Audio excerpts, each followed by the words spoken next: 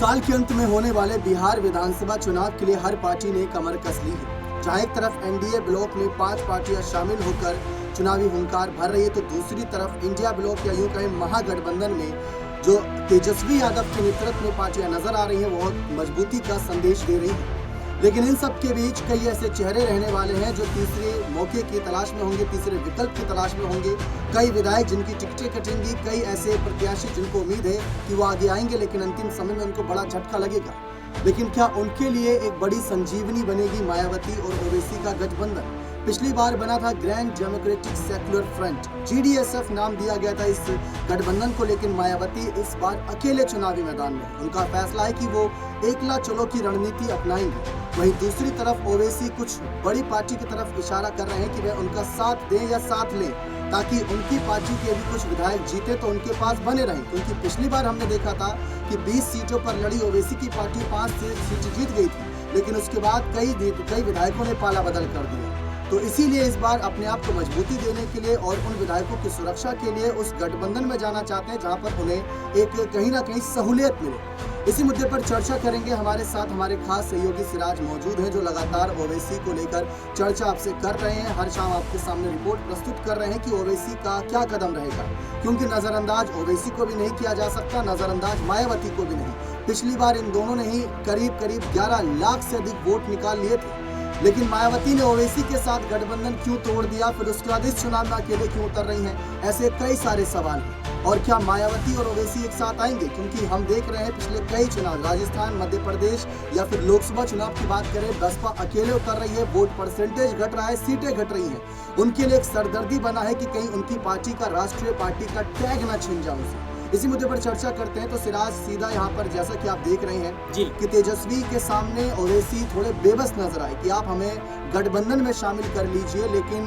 तेजस्वी ने कहा कि अगर आप हमें जीतते देखना चाहते हैं तो आप ही चुनाव मत लड़ो। अगर ऐसा देखा जाए तो कभी कांग्रेस और बीजेपी की लड़ाई बिहार में होती थी, कभी आरजेडी को भी अगर बीजेपी या कांग्रेस ये कह देती कि आप चुनाव मत लड़ो, तो क्या आरजेडी आज आरजेडी रहती? क्या इस पर आपका कहना है? जी देखिए दीपक जी, ये मुझे लगता है कि काफी निराशाजनक बयान है वो आरजेडी के लिए भी, क्योंकि देखिए आरजेडी सत्ता में वापसी करना चाहती है, सपने देख रही है। तेजस्वी यादव का सपना है मुख्यमंत्री बनने का, लेकिन उनका जो घमंड है वो साफ तौर पर दिख रहा है। एक तरफ भारतीय जनता पार्टी जिसने केंद्र और राज्य में सरकार बनाई है, इसके बावजूद छोटी छोटी पार्टियों को तवज्जो देती है, अपने साथ मिलाकर रखती है। लेकिन दीपक जी, इन विपक्षी पार्टियों को आखिर हो क्या गया है कि कई जो चुनाव है उसमें हार के बावजूद सीख नहीं पा रहे हैं। अब देखिए कि ओवैसी ने बड़ा दिल दिखाते हुए लालू यादव को चिट्ठी लिखी, सम्मान पूर्वक कहा कि हमें भी महागठबंधन में शामिल कर लीजिए। लेकिन जवाब क्या सामने आता है कि भाई आप चुनाव मत लड़िए। आप सोचिए, जिस पार्टी के 5 विधायक जीत के आए हो 2020 के चुनाव में, क्या वो चुनाव लड़ने से पीछे हट जाए और इन तमाम पार्टियों को खुला छोड़ दे जो अपना प्रतिनिधित्व आगे बढ़ाए? एक सवाल ये रहता है कि अगर ओवैसी का मकसद बीजेपी को रोकना है तो वो लालू का साथ बिना शर्त के दे सकते हैं जी, उनको समर्थन दे सकते हैं, लेकिन वो अपने कैंडिडेट क्यों उतार रहे हैं? लेकिन दीपक जी, आप सोचिए कि हर कोई अगर साथ देने लग जाएगा तो फिर ओवैसी की पार्टी का क्या होगा? ऐसे तो आप कल को कह देंगे कि हैदराबाद में मत चुनाव लड़िए, आपकी पार्टी का जनाधार है ही क्या, आप तमाम राज्यों से भगा देंगे। तो क्या ये क्षेत्रीय पार्टियां हैं? ओवैसी पर और मायावती पर टैग लगा है बीजेपी की बी टीम का, क्योंकि ओवैसी अभी हाल ही में जब पाकिस्तान और इंडिया के बीच वॉर का मामला था तो ओवैसी काफी ज्यादा पक्ष लेते नजर आए। देखिए मुझे लगता है कि जो ऑपरेशन सिंदूर था, जो पाकिस्तान के खिलाफ हमारी देश की मुहिम थी, उसको आप राजनीतिक से मत जोड़िए। ओवैसी ने अपना फर्ज निभाया। अभी के दौर में राजनीति इतनी गिर गई है कि किसी के ऊपर कोई भी आरोप, गाली गलौज, धक्का मुक्की, तमाम चीजें देखने को मिल रही है। और अभी जिस तरीके से ओवैसी या फिर चंद्रशेखर, मायावती, तमाम जो छोटे दल हैं, इनको बीजेपी का बी टीम कह दिया जाता है। मुझे लगता है कि ये काफी ज्यादा सोचने और समझने का विषय है कि जो इंसान आपके साथ मिलना चाहते हैं, जो पार्टी आपके साथ मिलकर चुनाव लड़ना चाहती है, आप उसको खुद में मिलाते नहीं और फिर कहते हैं कि बीजेपी की बी टीम है। आखिर जनता को कब तक गुमराह करेंगे? अगर बी टीम है तो अपने साथ मिलाए, किस बात का डर है? और जिस तरीके से आरजेडी ने ये बड़ा बयान दिया है, अगर ऐसे देखें तो कांग्रेस भी एक जमाने में पूरे देश में कहीं ना कहीं एक लौती बड़ी पार्टी हुआ करती थी। तो इन क्षेत्रीय जो पार्टियों का गठन हुआ है, ये कभी हो ही नहीं पाता, कभी गठबंधन नहीं हो पाता। कांग्रेस ने लोकसभा चुनाव में गठबंधन किया, महागठबंधन बना, इंडिया गठबंधन बना।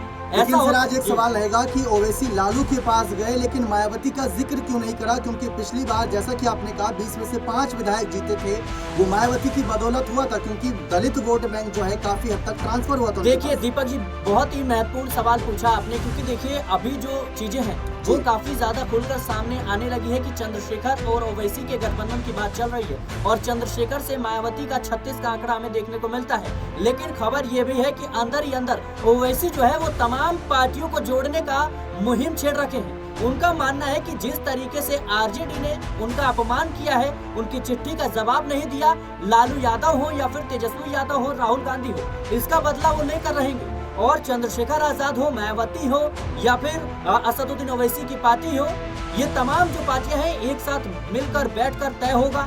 और खबर ये भी है कि अगर चंद्रशेखर से बात नहीं बनती है तो पिछली बार की तरह ही ओवैसी मायावती के साथ मिलकर चुनाव लड़ सकते हैं। लेकिन मायावती ने तो कह दिया अकेले चुनाव लड़ूंगी। उनका कहना है कि जब भी हम किसी के साथ गठबंधन में चुनाव लड़ते हैं तो सामने वाला दल हमारी तरफ अपना वोट ट्रांसफर नहीं करा पाता। मायावती की राजनीति को लेकर अभी इसलिए सवाल उठ रहे हैं क्योंकि लोकसभा चुनाव के दौरान जो उनका रवैया था उससे काफी ज्यादा भारतीय जनता पार्टी को फायदा पहुंचा था और इसी को लेकर विपक्ष नाराज है।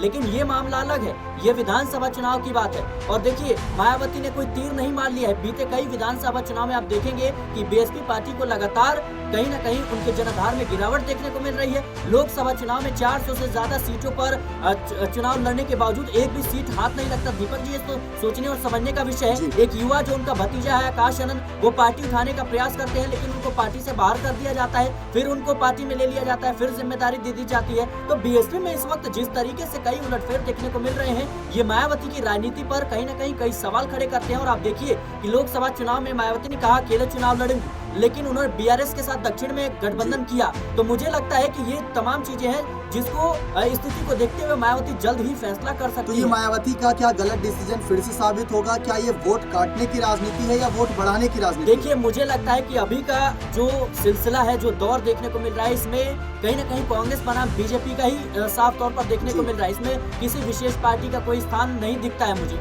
और खास तौर पर आप देखिए कि उत्तर प्रदेश में समाजवादी पार्टी है जो भारतीय जनता पार्टी का सामना करती है, वहाँ पर तो मायावती ने सरकार भी चलाई कितनी बार, लेकिन वो मुकाबले में दूर दूर तक नजर नहीं आती है। आप बिहार में देखिए कि आरजेडी मुख्य पार्टी है, तो मुझे लगता है कि अभी मायावती की पार्टी का कोई मुख्य स्थान मुझे किसी भी राज्य में नजर नहीं आता है, किसी भी राज्य में उनको सफलता नहीं मिली है। तो मेरा यही कहना है दीपक जी कि अभी जो मौजूदा हालात है इसको देखते हुए मायावती को चिंतन मंथन करने की जरूरत है। आकाश आनंद को बाहर इसलिए किया गया था क्योंकि आकाश आनंद चाहते थे कि कांग्रेस के साथ और इंडिया गठबंधन में शामिल हो जाए और कहीं न कहीं मिलकर चुनाव लड़ा जाए। अफजाल अंसारी, इमरान मसूद, दानिश अली, ये वो नाम है, स्वामी प्रसाद मौर्य ये वो नाम है जो मायावती कभी करीबी रहे। वो चाहते थे कि मायावती गठबंधन करे, लेकिन अब एक सवाल उठता है कि लालू यादव ने ओवैसी के लेटर का जवाब नहीं दिया, मायावती अकेले चुनाव लड़ रही है। तो एक दलित चेहरा, एक मुस्लिम चेहरा, और बल्कि मायावती तो मुस्लिमों को भी साधती है, ओवैसी की जो मुस्लिमों की राजनीति है वो किसी से छुपी नहीं। तो दलित और मुस्लिम चेहरों का विकल्प क्या लेकर चले लालू? देखिए मुझे लगता है कि अभी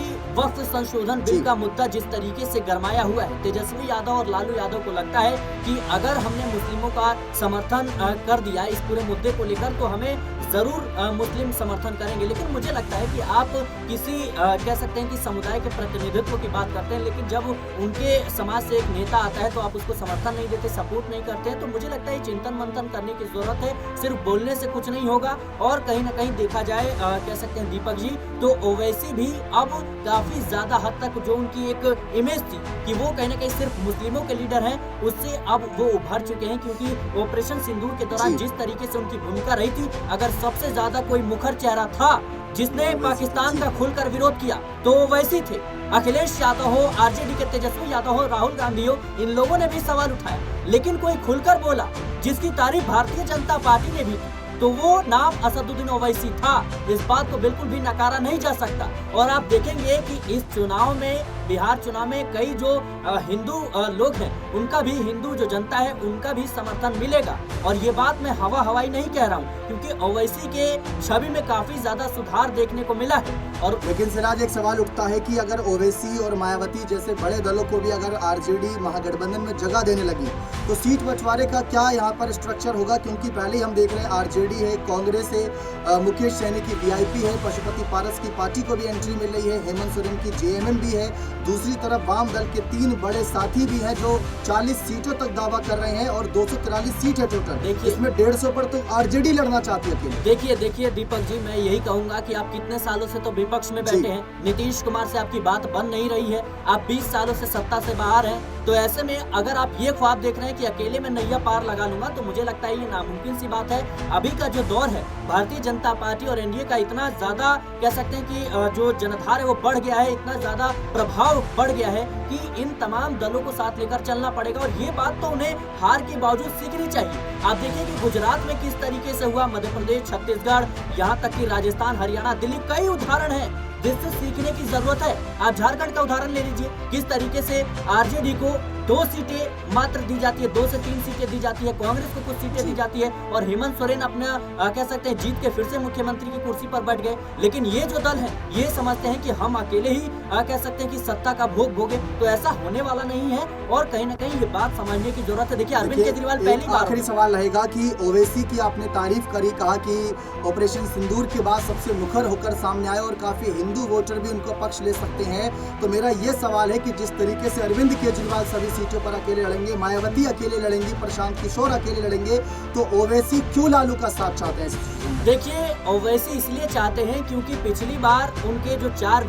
5 विधायक थे उसमें से 4 आरजेडी में शामिल हुए। ओवैसी को चाहे इस बात का डर होगा कि अगर इस बार भी मेरे 5 विधायक जीत जाते हैं तो कहीं फिर से आरजेडी या फिर जो अन्य दल हैं वो उनको लालच देकर या फिर किसी तरीके का षड्यंत्र रचकर उनको अपनी पार्टी में शामिल ना कर ले। और देखिए कोई भी विधायक अगर किसी पार्टी से जीतता है तो काफी ज्यादा खर्च आता है, मेहनत आती है, मुशक्कत लगती है। अब सोचिए वो 4 विधायक जीते थे, क्या वो अपने दम पर जीते थे? क्या उसमें ओवैसी का कह सकते हैं समर्थन नहीं था, AIM की मेहनत नहीं थी? तो ये तमाम चीजें जिस पर नजर बनी हुई है और देखिए ओवैसी भी चाहते हैं कि अगर मिलकर चला जाए तो फिर शायद नैया पार लग सकती है। और ओवैसी कह सकते हैं कि चाहते नहीं है कि मुस्लिम वोट बैंक का बंटवारा हो जिससे भारतीय जनता पार्टी सत्ता में है। उन्होंने ये बात खुलकर कही थी, लेकिन तेजस्वी यादव को शायद ये बात समझ नहीं आ रही है। चुनाव के जब नतीजे सामने आएंगे तब उनको ये बात समझ आएगी कि शायद ये गलती नहीं करनी चाहिए थी। तो ये साफ है, क्योंकि अगर आज हम मोदी सरकार की तरफ नजर दौड़ाएं तो बीजेपी जो 240 सीटों पर है, लेकिन उसके अलावा नीतीश, नायडू, चिराग पासवान, मांझी, इनके साथ साथ अनुप्रिया पटेल, जयंत चौधरी, एकनाथ शिंदे, ऐसे कई बड़े नाम, करीब 8-10 नाम इस फहरिस्त में देखने को मिलते हैं जो मोदी सरकार बनने में मदद किए। ठीक वही काम तेजस्वी को भी करना चाहिए, ऐसा हमारे साथी सिराज का कहना है कि तेजस्वी के साथ अगर हेमंत, पशुपति पारस और उनके साथ मुकेश सहनी, राहुल गांधी अगर साथ हैं तो उनको मायावती और ओवैसी जैसे बड़े चेहरों को भी साथ लेना चाहिए। अब देखते हैं आगे क्या लालू अपने इस फैसले को पलटेंगे, क्योंकि अभी चुनाव में करीब 3-4 महीने का वक्त और SIR का मुद्दा काफी गरमाया हुआ है जिसमें पूरा विपक्ष एक साथ नजर आ रहा है। लेकिन ऐसी सिचुएशन में गठबंधन धर्म कौन कितना निभाता है ये देखना दिलचस्प रहेगा। बने रहे चैनल के साथ, बहुत बहुत शुक्रिया।